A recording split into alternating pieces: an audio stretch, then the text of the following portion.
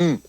Well, kahapon ang nabalitaan namin 'to, nag-coordinate kami agad 'no. Mhm. Ang ang hiniling namin may mga tao kasi nag-file agad ng reklamo sa amin, Mhm.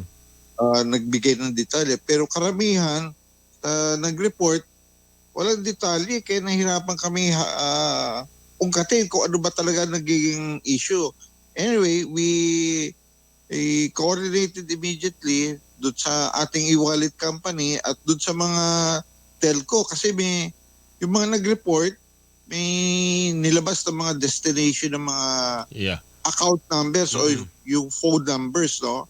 So yun may aming inimbestigahan na rin. Alright, doon sa mga nakita kong kasi ang sistema, pasensya ka na kasi hindi ako gumagamit ng, e-wallet, Yusek Alex, kasi wallet ko nga lang ng, totoo may problema na ako, e-wallet pa. Pero ito, Yusek, yung transaction, nakalagay naman dun yung yung registered name and number. Ano yung may mga iba kasi parang sinasabi, number lang ang lumabas, your account, then the Tama ho amount yun. transferred to Tama. this number. Ano to? Lumalabas hindi ito registered? Ay, yun ang allegations, no? Mhm. Kaya nga nung humingi ako ng mga sample, kasi mga nag-file sa amin, may mga anim na tumawag, bigyan ng detalye. Numero lang talaga nakita namin sa kanilang e-wallet na yung online system nila, no? Kasi Mhm. mga screenshot ito. Mhm. So, yun lang naging basis namin. For the others kasi hindi ko naman ma-explain kasi hindi ko nakita yung may mga pangalan, no? Mhm. So yung numbers na yun ay aming iniimbestigahan ngayon kung Mhm. registered sila at kung kanino. Okay. Meron na kayong ugnayan dun sa e-wallet company at maaring bukas, Lunes, tama-tama, umpisa ng linggo, pasok sa opisina, magkakaroon na ba ng matinding ugnayan dito at tulong-tulong para matunton paano nangyari at sino yung mga nasa likod nito? Opo, alam niyo naman tayo, lagi tayong on the dot tayo pag may tumawag, ina-actionan natin agad. Pati yung mga telco companies, no? Nakipag-ugnayan na kami sa kanila para makuha Ano namin nga pala mga initial kung na ano mga initial na information galing dito sa mga sa company, sa inyo, sa DICT, Sir Alex? una doon sa findings namin, doon sa mga inireklamo sa amin, no? Mhm. Yung mga numero na, na iparating sa amin, karamihan ay offline. So, Mm. nandun pa na kami sa station, whether registered o hindi, dapat may mga pangalan na ito dahil active. Alam mo naman, pag nasa e-wallet, di ba, dapat active number yan. Mm. Tama. So, yun ang inaantay namin, a confirmation from the telco na yung numbers na yun ay active at merong registered name. Mhm. Yun na lang yung inaantay namin ngayon. Sir, Yusek Alex, ngayon lang actually ngayong umaga ko lang nakita yung extent ng pangyayari. Mukhang matindi Oo, 'to. nagkagulo talaga kahapon at Oo, mukhang di mukhang natin mag-PC dahil karamihan dito ay yung may mga talagang very active na accounts na ang tinamaan. Hindi mhm. kasi lahat naman ay tinamaan, no? Mm. Ang very selective yung mga tinamaan. Ito yung mga may active na accounts. Ang masasabi ko lang diyan, Sir Alex, yung mga yung mga hindi masasabi natin pinakaligtas, yung mga hindi nabiktima ay yung may natitira sa account nilang ₱5 pababa. Kasi yung karamihan sa mga natanggap kong info kahapon malalaki. Ito nga yung, comedian na Oo. si Pokwang, 80,000. Nalalaman Kaya nila yun? Is inamin there any natin way? mga highly active na mga e-wallet accounts yung nakita namin. Sa ngayon, anong mai-share natin sa ating mga tagapakinig, Sir Alex? Lalo-lalo na doon sa mga maaring nag-iisip o kung ano yung kung legal man yan o kung ano pa man na maaring gawin sa pangyayari sa kanila. Ano ang yung may sasuggest po sa kanila? Ito ang aming advice sa publiko, no.